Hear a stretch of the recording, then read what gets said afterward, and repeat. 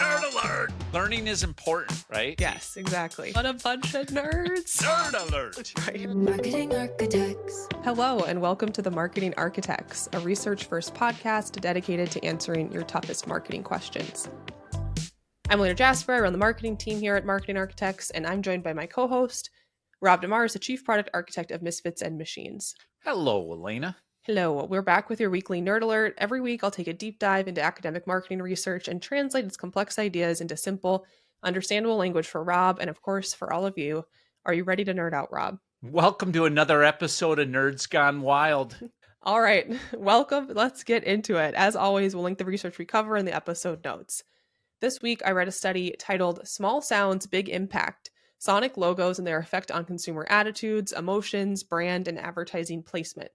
This is by Sean Scott from Wheaton College, Daniel Sheenan from the University of Rhode Island, and Lauren Lebrecq, also from the University of Rhode Island.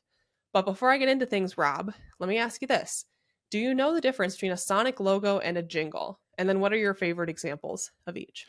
Sure. A Sonic logo is that distinct sound or audio mnemonic. Like one of my favorites that literally makes me salivate is Netflix and their ta-dum. Every time I hear that, I'm just like, let's, sit down. I'm ready for a good 8-hour bender.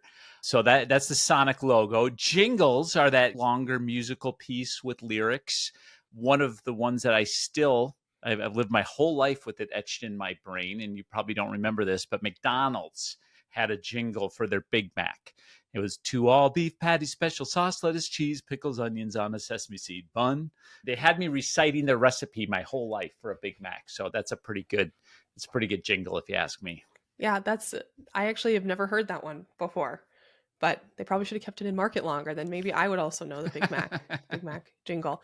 I asked ChatGPT the same question, and I thought it had a pretty good response. If a jingle is your brand's theme song, a Sonic logo is its ringtone. So there you go. Oh, nice. I like that. that. So those are the differences. So today we're looking at those Sonic logos. This paper proves something that we might already feel in our guts as marketers, but now this data backs it up. It's about Sonic logos, these quick musical signatures you hear at the end of an ad, or maybe when you open a laptop, launch an app. Rob gave the example of Netflix's da-dum, but this could also be the Intel chimes, McDonald's, ba-da-da-da-da.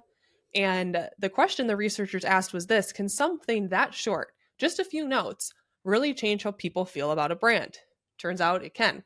And more importantly, how and where that sound plays in an ad can change how we feel too. But first, a little setup. The researchers, they ran 2 experiments using custom-made Sonic logos. One was designed to make people happy, and one was designed to make them feel sad.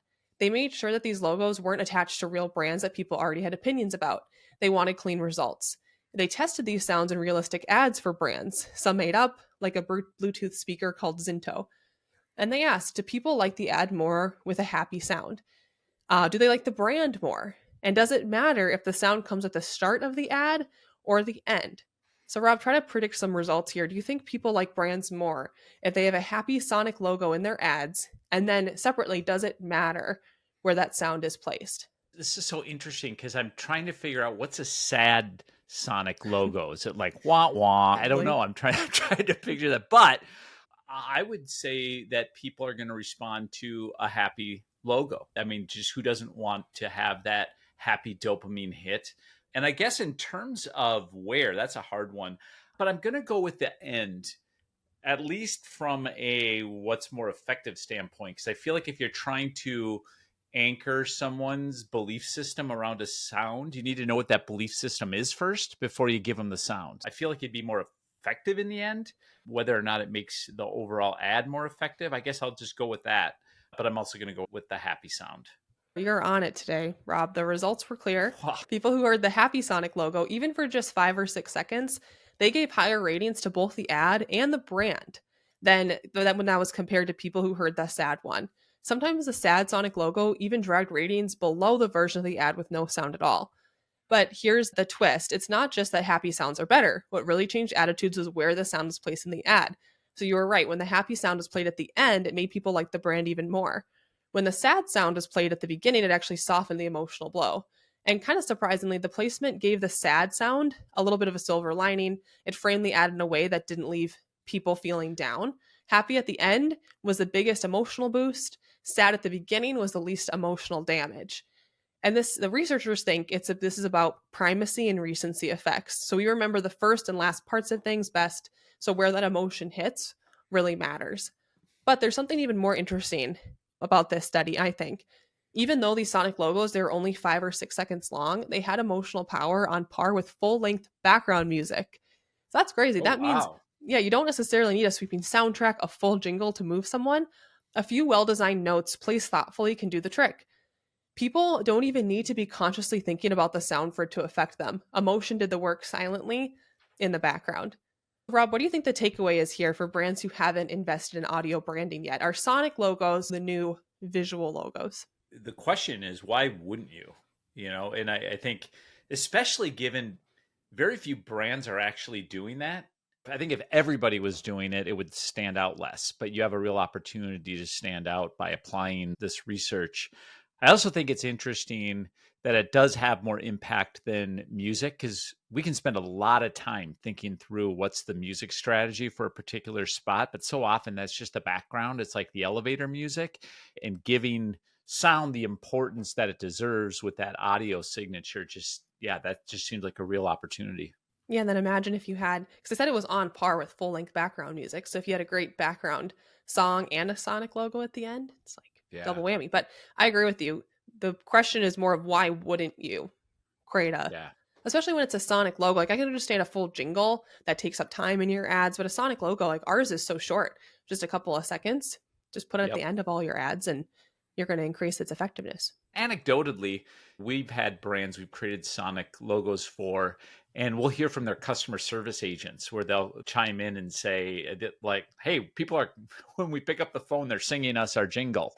Not our jingle, but our sonic logo that we created for the stinger at the end. So, yeah. All right. I have a Rob GPT. It's kind of creepy, I think, but hold on. Sign me up. All right. A sonic logo is like a wink at the end of a conversation. You can have an entire dialogue, words, gestures, a message, and then right at the end, a wink changes how you remember the whole thing. Was it playful, confident, mysterious?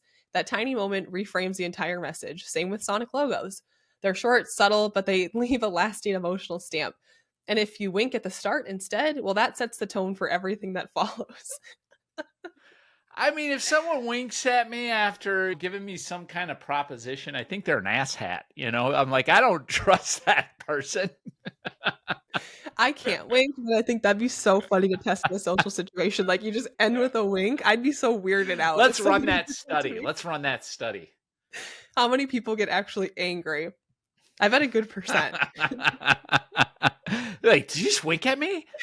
Okay. That's it for this episode of The Marketing Architects. We'd like to thank Taylor De Los Reyes for producing the show. You can connect with us on LinkedIn, and if you like the podcast, please leave us a review. Now go forth and build great marketing. Marketing Architects.